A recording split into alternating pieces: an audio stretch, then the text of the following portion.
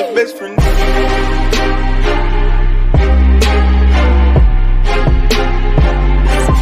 That's my best friend. Yo, what's up, everybody? Good morning, good afternoon, good evening, depending on when you're watching this video. It's your boy Dave Mo. You already know what it is. So this is gonna be a real quick video. Do me a favor though, man. Support your boy. Hit that subscribe button. Ring that bell. To show a little bit of support for the team, and it puts you down with the team. Also, guys, if anything I say you don't agree with or anything like that, leave it in the comments, because really and seriously, this is a community thing. You know what I'm saying? Like, help each other out, especially if you got knowledge. Kick that shit, man. But with that being said, this video is for my man Low. I know you had made a comment, wanted to know how I do my taxes, and someone else said, you know, it's pretty simple. Investment, subtract profit, and then that gives you that, and you pay taxes on it. That's a super simplified method, but they are correct to a certain degree. There are certain things I do. None of these things do I get paid for, so just keep that in mind, okay? I used LegalZoom to get my LLC started. It was $100 more than doing it myself, but it was zero fucking headaches for me. If you guys watch this channel, you know I want the most for the least, all right? So if it's $100, boom, I take care of that. They'll take care of everything else. I answered a couple questions. They called me up if they really needed my assistance, and it was no big deal. On to the next one. Number 2, I use QuickBooks, and basically it's $15 a month for, excuse me, self-employed, because I don't need to know about inventory. I don't carry 30 Nissan Sentras like t-shirts, you know what I'm saying? So I use QuickBooks, and when I go, let's just say to get parts, I just snap receipts, and excuse me. And one of the greatest things about QuickBooks is, once you do it, let's just say you use like O'Reilly's or Advanced or anything like that, you can automatically have a rule set up. It's not even a rule, it's called a rule set up, so it automatically goes into that correct category. So this way, you don't have to keep doing that. As you take the photo of the receipt, as long as it's clear and stuff like that, QuickBooks does everything for you. It's fucking amazing. There are certain instances where, you know, the photo might not be crystal clear for it to pick up. So you'll have to go in there and manually type in the amount or the vendor or their date, and then, you know, schedule it where it's supposed to be. Now, when I say schedule, it means put it into the category that it's supposed to be: vehicle repairs, gas, meals, etc. Okay? So that is probably one of the biggest tools that I use the most in regards to doing my taxes. Second only to my CPA. Now, I know I think I'm gonna catch a lot of slack on this. I paid $1,000 to have my taxes done last year, okay? Keep in mind, I also have a W-2, because I do have a career that, you know, takes taxes out throughout the year. I pay for my health insurance. My 403B comes out of there. So there's a lot of things that go on my W-2 side as well. So she had to take my W-2 as well as my LLC and do both, okay? And again, all I had to do was print out my QuickBooks, which already had everything categorized. I sent it over to her. I also, with QuickBooks, you're able to print out all the receipts. So I also I didn't print out all the receipts. When I say print out, I mean, you know, save it as a PDF file. I emailed them both to her so she can go over what I sent her, and then confirm that with the receipts, just in case there was a receipt in there that should not have been categorized as such. All right, so she goes over all that. Then I have a spreadsheet, and my spreadsheet is fairly simple. On my spreadsheet, I have what I paid for the vehicle, okay? So let's just say, you know, I spent $1,000 on the car. I put $500 of repairs, and then I sold it for $2,000. So she knows all that, because I don't take photos of my bill of sales from the auctions when I buy the cars. I put that on the spreadsheet. Reason being is I don't have inventory. So when you're using the self-employed one that I do, there's no category for inventory, right? So I could have put it somewhere and parked it, if you will, but it could potentially fuck it up in the end. So all I did was I created a simple spreadsheet. Now, what you want to make sure that your accountant knows is if you're also putting the parts on your spreadsheet and you're also taking photos of those receipts on your QuickBooks, that means that they're getting counted twice. You need to make sure your accountant knows, do not count them twice. Use it from QuickBooks. I just put it on my spreadsheet for my own knowledge. And at the bottom of my spreadsheet, I opened it up a little bit wider and I make a note down there, please do not include the parts. And truly, I do that for myself throughout the year. I probably could go back and just erase it, because all the parts, all the labor, all the nonsense that goes into selling cars is included in QuickBooks. I mean, I'm not even gonna front. If I take one of our cars to like this G35, okay, it's got to get a detail. The problem with detailers is most of them don't have LLCs. If you can find one that has an LLC, chances are they're going to charge you a lot more money.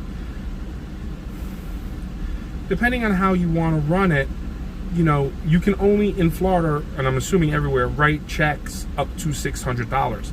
Once you break that $600 limit, you now need to claim them as a 1099, and not too many people are willing to give you the information you need for a 1099.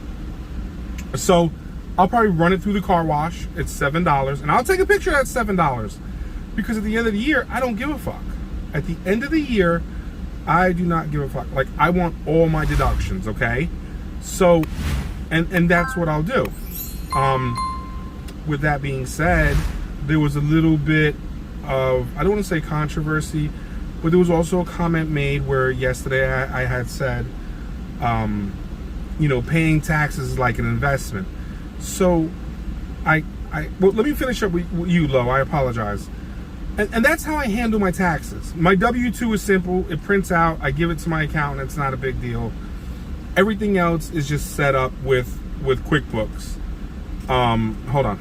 My girl, we're going out for... So,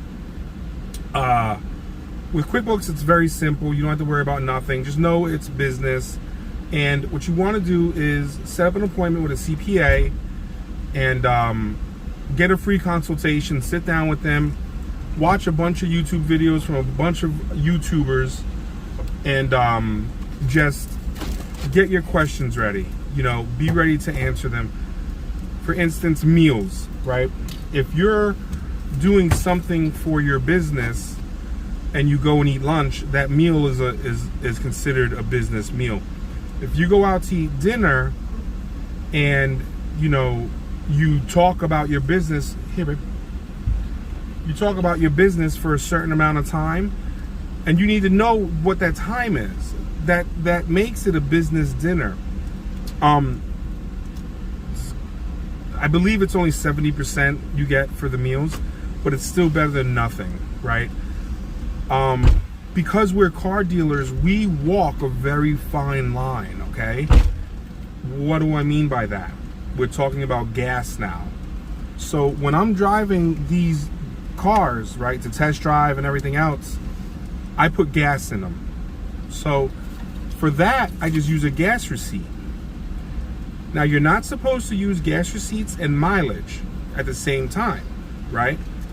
But if I'm using my personal vehicle, okay, to go 200 miles away, pick up a car for the dealership, right, for my business, and driving back, now I'm driving the business car, which I had to put gas in it, so now I have a gas receipt, but I just put all that mileage, 400 miles round trip, on my personal vehicle, because I had to take my personal vehicle with someone driving to pick up a business car.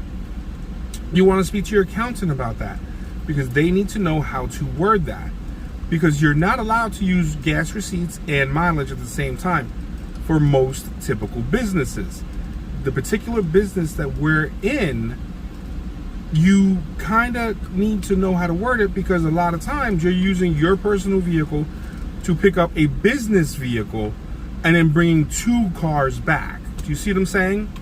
So I hope that makes sense. And these are the types of questions you want to ask your accountant when you're sitting down at that table. You know what I mean? Like, when you're in that, you want, and this is another reason why you want to deal with an accountant that deals with used car sales, right? You don't want to use an accountant who's a professional for real estate. You don't want to use an accountant that specializes in construction. You want to use an accountant that specializes in used car sales, because they'll know most of this information. Now, Lo, I hope that helps you out, brother. If you need anything else, by all means, you already know your boy got you. Just reach out, all right? In regards to a comment that was made, I had said in yesterday's video, I assumed that paying taxes is an investment. I didn't mean it literally. I meant it figuratively speaking, okay? The reason why I said that is, if you're owning a business and you're trying to make it where you do not pay taxes, right? Which is typically what most people want to do. Especially now, I mean, Grant Cardone just came out with a video that says, how do the rich pay no taxes? It's simple. They have a shit ton of write-offs at the end of the year. Whatever they owe, they reinvest. It's not rocket science how to get your taxes to zero. But understand something. If you don't have a W-2 like I do, and you only have your business and you're never claiming income, then it will be hard for you down the road to purchase a vehicle. It'll be hard for you down the road to purchase a home. Anything that has to do with credit and income, it'll be very difficult with you. For instance, your debt to income ratio will be all fucked up. So all the debt you have will obviously be a lot more, regardless to the amount, than your income, because you're fucking up. You're not fucking up in your taxes. You're just claiming so low that when they look at your debt to income ratio, they're like, oh, wait a second. This guy owes $30,000, but he only makes $15,000 a year. So your debt to income ratio is like 150%. You know, as where your typical debt to income ratio to get good rates on stuff, they like to see less than 30%, similar to credit utilization. All right. So when I said that yesterday, I was simply saying paying taxes is not always a bad thing. Okay. You don't want to overpay, but you do want to pay. I mean, you want to pay the amount you're supposed to pay, because eventually, like most people, unless you are already where you need to be in life, then you can continue to try to get it down to zero and figure it all out for yourself. With car dealers, at the end of the year, we could buy more inventory, we could buy equipment for the shop, we could go out and buy detailing equipment, anything like that is a write-off because we need it for our business. Fine, you can do that. I'm not saying there's anything wrong with that. But mainly who I'm speaking to are the people that don't have a home yet, who maybe want to get into real estate down the road, who maybe want to lease or buy the R8s and the Lambos and stuff like that, or any car for that matter. Shit, you probably can't even get a fucking Honda Accord if you have no income. How are you gonna pay it? And like I said, I've heard stories where people made $100,000 and were able to get their taxes so low that it looks like they made zero. And when they went to buy their home, they couldn't unless they had cash. You could always pay cash. And that's how those people were driving around in Escalades, and they had beautiful work trucks and stuff like that. But again, you know, that's all I meant by that. I wasn't being literal when I said invest. And if I did say invest, I probably meant invest in yourself, invest in your future. You know, again, you guys want to talk about credit limits? When they run your credit and they see your business is worth zero, they're not going to extend you a credit card or a line of credit. But if they see that your business is worth $100,000 that you actually made and paid taxes on $100,000, right? And let's just say, you know, at $100,000 you're in for argument's sake, a 20% tax bracket. So you paid $20,000, you're still left with $80,000. I know paying taxes suck, believe me. But now when they run your credit, like, oh shit, this guy made, or this person made $100,000, because they look at the 100,000. They don't look at the 80. You look at the 80. They look at the 100. The guy made $100,000. You know what? Let's give him a loan. Let's give him 50 grand or her. Let's give this person X amount of money. And now you're starting to build wealth. Like if you look at like guys like Ben Mallah and stuff like that, their whole life is in their LLC. They really don't own many things personally. I mean, a lot of their stuff comes from their LLC. And Ben Mallah says it himself. He's like, I'm worth more dead than alive. Why? Because if he was to take his money out of his LLCs and use it, he's going to get taxed very heavily. As long as he continues to keep that money in the LLC and flipping it over. And when it comes to real estate, there's a number. It's like a 1099, but it's like a 1031 or something like that, where if you sell a piece of property within a year, you got to pay capital gains tax. If you sell it after a year, the capital gains tax is a lot less. And again, I'm not into real estate, so take this portion with a grain of salt. But now, if you sell that same property within a year and reinvest that money, let's say within 3 months, into more property, you don't have to pay the taxes on it, okay? You'll pay taxes at the end when you cash out with everything. Therefore, most real estate moguls will continue to keep their money in their LLC. The homes they live in, if you really look it up, are the LLC home.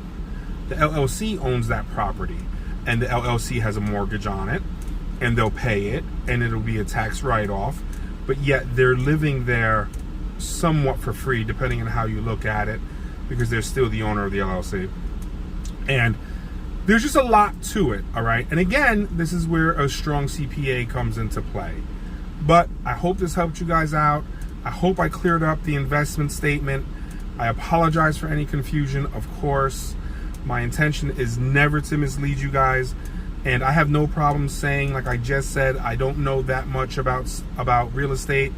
I know about that much, and that much is what I gave you guys. As I get into real estate, I will definitely bring you all the knowledge I have.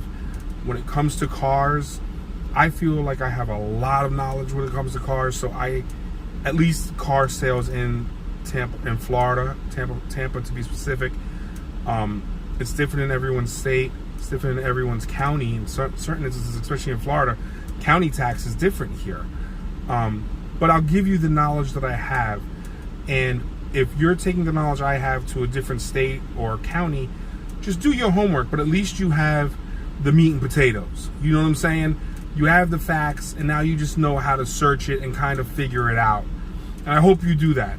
You should not take my word for it. You shouldn't take anyone's word for it. Let me tell you something. Fact check everything. Do yourself a favor. No matter what anyone says, fact check everything. And I can tell you this, growing up, real quick story, my old man, like I said, he was a Marine, and I was blessed to have him in my life. But he told me always ask why. Don't fall for the okie doke. You know what I'm saying? Like always ask why. Like why? Like I don't understand why. And then now, when I was a young dude, right? We didn't have the internet and shit like that. Now we have internet, so it's a lot easier to fact check.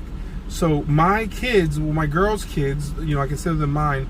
I tell them all the time, yo, fact check. Don't take your sister's word, your brother's word, my word, no one. Figure it out for yourself.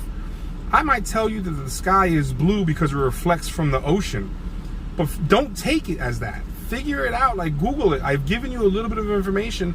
Figure it out, because the information I have may be from years ago that has now changed. Do that for yourselves, guys. Fact check everything for yourself, especially when it comes to money, taxes, and just your life, man. Anyways, I want to say thank you guys for subscribing.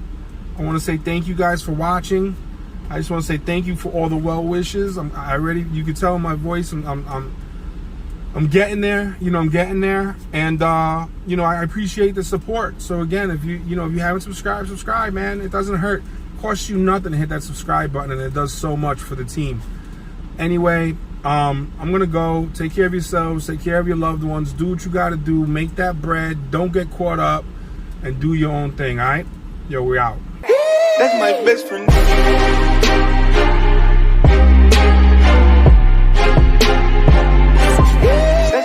best friend.